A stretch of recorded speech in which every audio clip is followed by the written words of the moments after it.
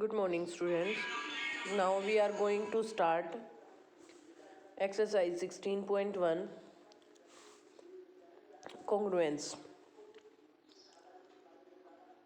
We will know two triangles and two figures. How will they congruent? Explain the concept of congruence of figures with the help of certain examples. जो congruence जो figure होते हैं बेटा उनका same size होता है, same उनकी shape होती है.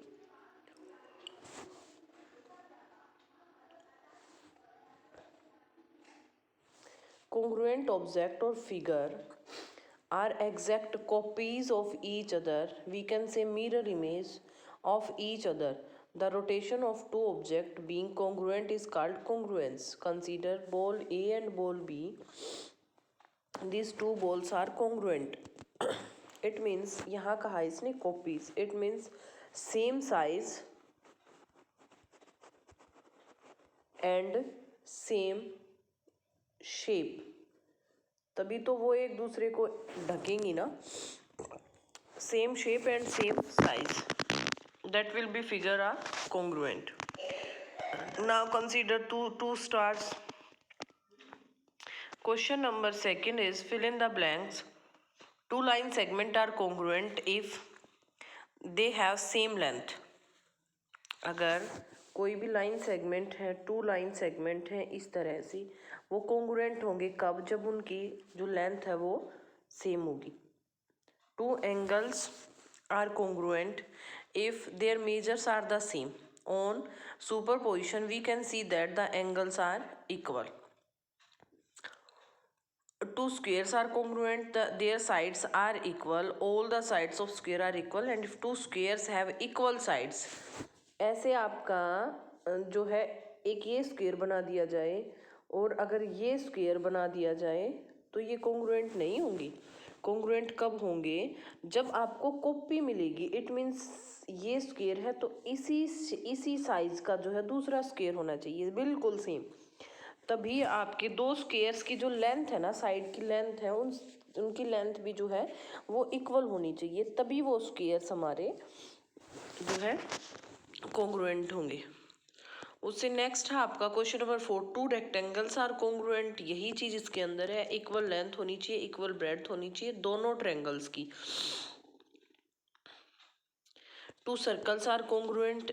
सेम रेडी होनी चाहिए. The radii are two of the are of the same length, then the circle will have the same diameter and thus will be congruent to each other. Question number जो 3 है आपका, in figure P O Q congruent है R O S की. इसने कहा है आपको P O Q, P O और Q and R O S, sorry P O Q and R O S congruent दिखाया गया है. We can say that P O R और क्यू ओ एस. इसने कहा है क्या कॉन्ग्रुएंट है कौन से? P O R and Q O S. देखो जब इसने पी ओ ये वाला और ये वाला जब कॉन्ग्रुएंट दिखाई तो दोनों के अंदर आपने सेम पार्ट ही तो ऐड किया है ना. आपने कौन सा पार्ट ऐड किया है यहाँ पे? क्यू ओ आर ही तो ऐड किया है दोनों के अंदर, तो ऑब्वियसली कॉन्ग्रुएंट होंगे. अब देखो पी ओ क्यू ये गिवन था हमारे पास, आर ओ क्यू दोनों में सेम था तो दोनों तरफ ऐड कर दिया, तो जो इसने पूछ रखा था वो भी कॉन्ग्रुएंट हो जाएगा. नेक्स्ट है क्वेश्चन नंबर 4 में, A is equal to B is equal to C. It mean सारे एंगल एक दूसरे के इक्वल हैं, तो name the angle which is congruent to angle A O C. A O C के कॉन्ग्रुएंट बताना है. ए ओ सी के कौन सा एंगल जो है कॉन्ग्रुएंट होगा? बी ओ डी होगा भाई, क्योंकि सारे ही तो एक दूसरे के इक्वल हैं. ए O B, B O C और सी ओ डी तो इक्वल हैं हमारे. ए ओ बी और सी ओ डी एक दूसरे का क्या होगा? इक्वल होगा. तो A O B plus B O C, तो जो बी ओ डी है वो कॉन्ग्रुएंट होगा किसके? ए ओ सी के. बिल्कुल सेम क्वेश्चन था ऊपर वाले की तरह ही. क्वेश्चन नंबर 5 है, is it correct to say that any two right angles are congruent? Give reason to justify your answer. Two right angles are congruent to each other because they both measure 90 degrees. We know that two angles are congruent if they have the same measure. Same measure से meaning ये नहीं है कि आपने 90 degree का angle एक तो ये बना के रख दिया और आप एक ये बना देते हो 90 डिग्री का एंगल, ये नहीं है. ये वाली जो लेंथ है ना वो भी सेम होनी चाहिए. नेक्स्ट है आपका question number 6. Angle A O C congruent है पी वाई आर के और बी ओ सी कॉन्ग्रुएंट है Q Y R. Name the angle which is congruent to angle A O B. A O C जो है आपका A O C congruent है किसके? P Y R के. It means दोनों एंगल कॉन्ग्रुएंट है. उसके बाद जो बीच वाले एंगल जो बच गए इसने ये भी कह दिया बी ओ सी. उसके बाद कहा है बी ओ सी और क्यू वाई आर, ये भी कॉन्ग्रुएंट है एक दूसरे के. Name the angle which is congruent to A O B. A O B के कॉन्ग्रुएंट उसने पूछा है. इट मीन्स ये वाला. अब देखो उस जो पीछे वाले जो क्वेश्चन थे हमने उनमें ऐड किया था. अब की बार हम क्या करेंगे? सब्ट्रैक्ट करेंगे, क्योंकि जब एंगल आपका ए ओ सी कॉन्ग्रुएंट है किसके? पी वाई आर के, है ना. मैं माइनस कर दूं एंगल ए ओ सी में से, क्योंकि ये भी कॉन्ग्रुएंट है ना एक दूसरे के. इसने गिवन दिया हमें, ठीक है. मैं माइनस कर दूं किसको? बी ओ सी को. तो मेरा क्या बच जाएगा यहाँ पे? ए ओ बी बचेगा ना. ऐसे ही पी वाई आर से आप क्या माइनस कर दो? Q Y R. तो आपका क्या बच जाएगा? पी वाई ओ बच जाएगा. तो ए ओ बी के कॉन्ग्रुएंट कौन होगा? पी वाई ओ हो जाएगा. इसमें सब्ट्रैक्ट करके आपको ये क्वेश्चन निकालना है. उसके बाद देखिए इसने जो लिखा है ए ओ सी कॉन्ग्रुएंट है पी वाई आर के. बी ओ सी है ये गिवन है. A O C A O B O C P Y R, इसने जो एंगल्स थे उनमें सब में जो है जो चीज़ें थी वो ऐड करी, फिर वहाँ से वैल्यू पुट कर दी ए ओ सी और P Y R. In equation first we get A O B and B O C, P Y Q and Q Y R. ये आपको करने की ज़रूरत नहीं है, आप सीधा कर सकते हो माइनस करके, क्योंकि इसने जो हमें पार्ट दिया था ये पूरा पार्ट एक दूसरे के कॉन्ग्रुएंट था. इसने पूछा ए ओ बी के कॉन्ग्रुएंट कौन होगा. ऑब्वियसली ये वाले भी कॉन्ग्रुएंट है, तो दोनों में से मैं ये वाला पार्ट माइनस कर देती हूँ. तो ए ओ बी के कॉन्ग्रुएंट कौन बच रहा है? पी वाई ओ बच रहा है. Sorry, P Y Q. Question number जो 7 था आपका, which of the following statement are true and which are false? All squares are congruent.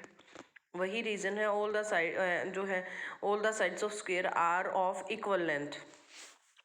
ठीक है. If two squares have equal areas they are congruent. बिल्कुल true. Equal area है तो it means उसकी side भी इक्वल है. इस तरह से if two squares have equal areas they are congruent. Question number 3 है, if two rectangles have equal areas they are congruent. False होगा, क्योंकि लेंथ और ब्रेड्थ में डिफरेंस आ सकता है ना आपका. लेंथ को ब्रेड्थ, अब एक में तो आपको दे दे ये वाला फिगर ऐसे करके, ठीक है, और एक में दे दे आपको इस तरह से. उससे नेक्स्ट देखो आप, if two triangles have equal areas they are congruent. False है. Area of triangle 12 multiply base multiply height होता है. Two triangles can have the same area but the length of their sides can vary and hence they can not be congruent. Next है आपकी exercise 16.2. In the following pairs of triangle the length of the side are indicated along sides by applying SSS condition. आपको यहाँ पे कुछ rule दिए जाएंगे. SSS कुछ rule हमारे क्या होते हैं? एसएसएस होता है, एसएएस होता है, एएसए होता है. इस तरह से आपके पास कुछ रूल होंगे जिनकी वजह से आपको ये बताना है कि ये जो है ये सिंबॉलिक फॉर्म में हम लोगों को इनके रिजल्ट देने हैं कि कौन सी जो है ट्रायंगल कॉन्ग्रुएंट है और कौन सी नहीं है.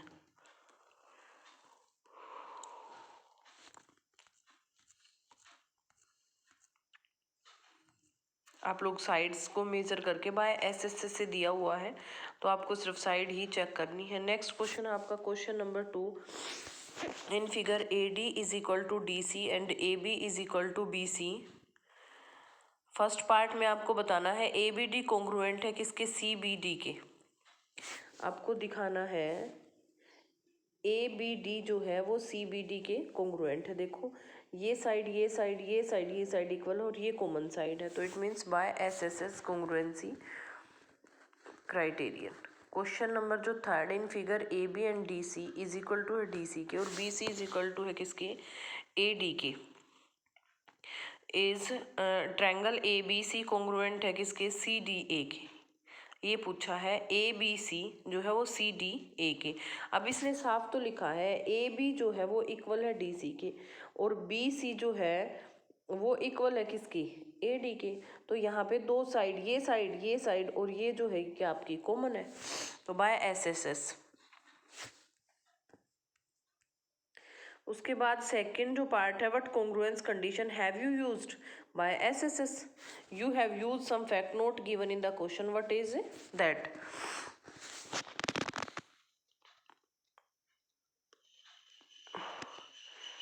इसने ये कहा है इसमें कि जो कौन सा फैक्ट आपको अपने आप से लिखना पड़ा कि AC जो है वो साइड हमने यहाँ पे बनाई थी, वही फैक्ट हमें यहाँ पे यूज किया है।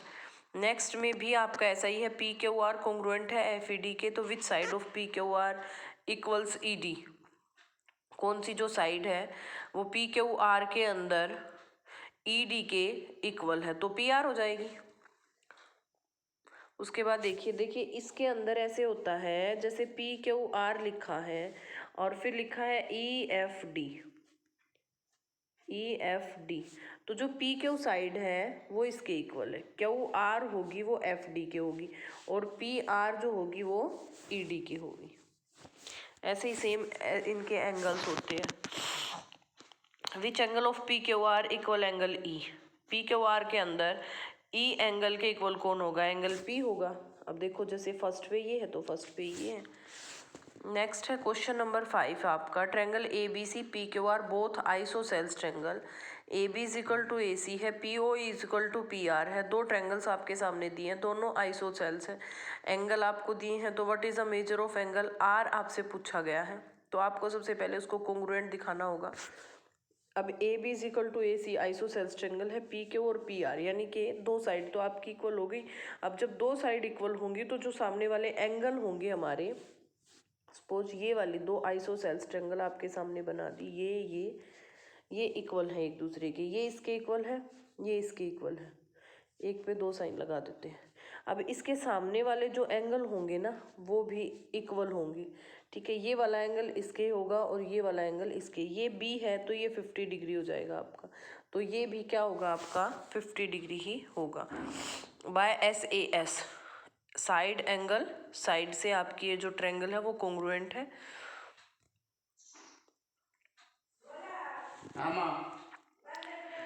नेक्स्ट है आपका question number 6, ABC and DBC are both isosceles triangle on a common base BC such that A and D lie on the same side of BC are triangles ADB and ADC congruent. Which condition do you use if angle BAC 40 है, BDC 100 है, then find the angle ADB। अब ADB और ADC congruent है bye SSS के, ठीक है। फिर उसके बाद उसने कहा है जो बाय CPCT का मतलब होता है corresponding part of congruent triangle. CPCT जो लिखी होती है आपकी CPCT congruence triangle, T for triangle, corresponding part congruence triangle, C से जो होगा CPCT से कोरस्पोंडिंग पार्ट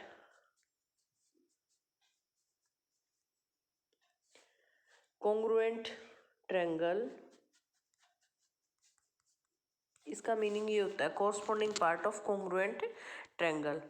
जो कोरस्पोंडिंग पार्ट होता है यानी कि जो उनके बचे हुए पार्ट हैं, कॉन्ग्रुएंट जब हम उस ट्रायंगल को प्रूव कर देते हैं तो उसके बचे हुए पार्ट भी वो एक दूसरे के इक्वल हो जाते हैं, इसलिए यहाँ पे लिखा है CPCT। यहाँ पे BAD और CAD आपने निकाला, उसके बाद ABC और BC और BAC एंगल्स हम प्रॉपर्टी यहाँ यूज की। तो ABC is an isosceles triangle है, तो ABC is equal to BCA angle ABC, और ABC ये यहाँ पे स्लैश है क्योंकि ये इक्वल दिखाया गया है। उसके बाद जो ABC है ABC, वो दोनों को ऐड किया यहाँ पे। आपने इस तरह से एंगल फाइंड करने के बाद दूसरी ट्रायंगल ली BAD। यहाँ पे आपने एंगल फाइंड करनी है बस, BAD ABD BAD। इसके अंदर भी वैसे ही 3 एंगल लिया आपने और इक्वल दिखा के ADB एंगल जो है वो फाइंड किया 130 डिग्री का।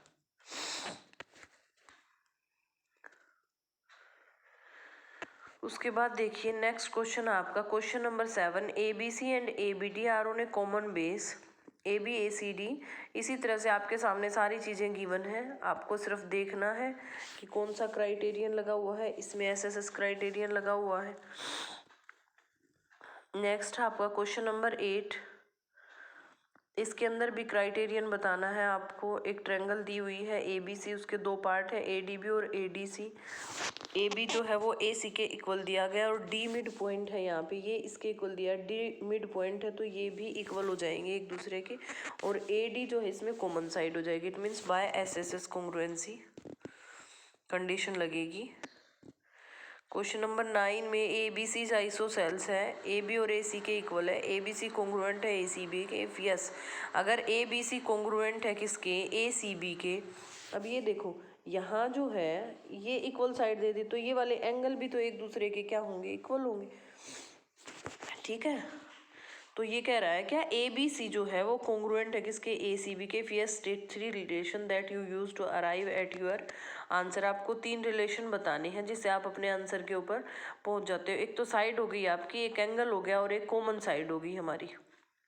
कॉमन साइड कौन सी हो जाएगी यहाँ पे, BC। ABC is an isosceles triangle, तो AB is equal to BC, BC is equal to CB और AC is equal to AB। उसके बाद देखिए क्वेश्चन नंबर 10 जो है आपका, ट्रायंगल्स हैं ABC और DBC have side BC common है, AB BD के AC। अब इसमें भी आपको देखो BD जो है वो BC कॉमन साइड दी है और यहाँ पे 2 साइड के बारे में बताया है, तो ओबियसली क्या हो जाएगा, इसके अंदर SSS यूज हो जाएगा। तो इसने कहा है ABC और DBC have side BC common, AB और BD ACD है, तो बाय एसएस क्राइटेरियन कॉन्ग्रुएंसी ये जो है हमारी ट्रायंगल एक कॉन्ग्रुएंट है। लेकिन उसने कहा है क्या ABD और ACD जो एंगल है हमारे क्या वो इक्वल है, नहीं। AB जो है नोट है इक्वल किसके, AC के। जो AB साइड है वो AC के इक्वल नहीं है, क्योंकि जो AC साइड है वो BD के इक्वल है।